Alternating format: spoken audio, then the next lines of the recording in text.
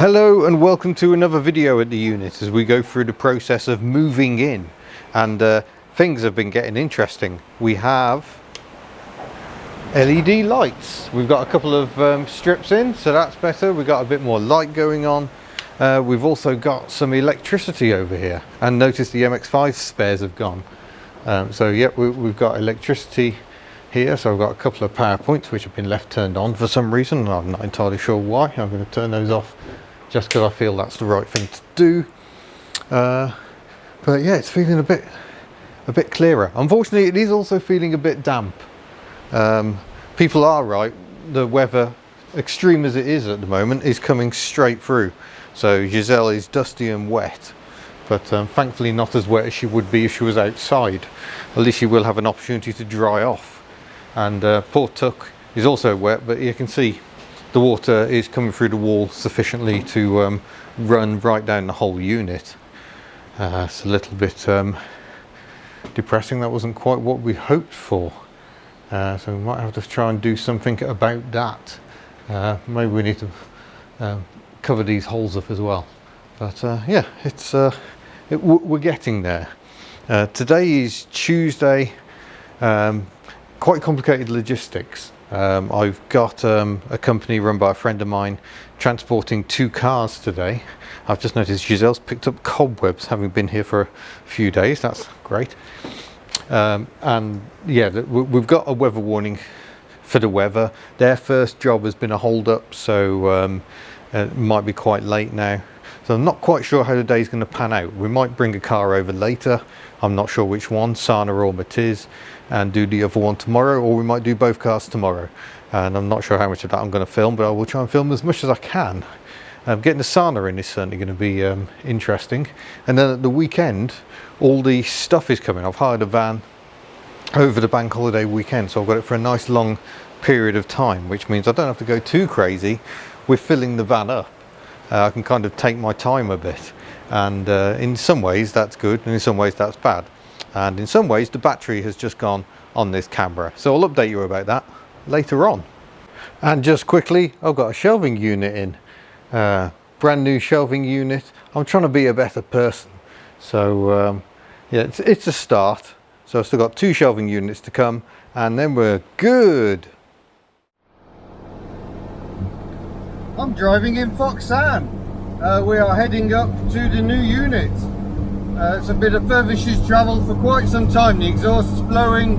She's otherwise running quite well. Behind us, I don't know if you can see it, it's a Yugo Sana on a trailer. So exciting old times in the Fox. Yeah, we've got a few miles to go. Temperature gauge is still hovering a little high,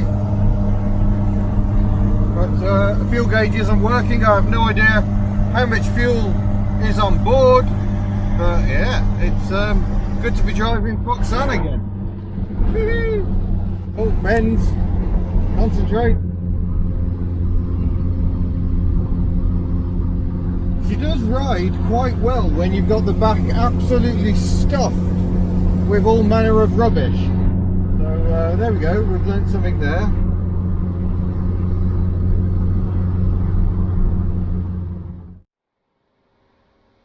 There we go, we've just stopped in Pontewood to fill up Foxanne with fuel. The tow vehicle is also taking load. It's Walsgrave Transport.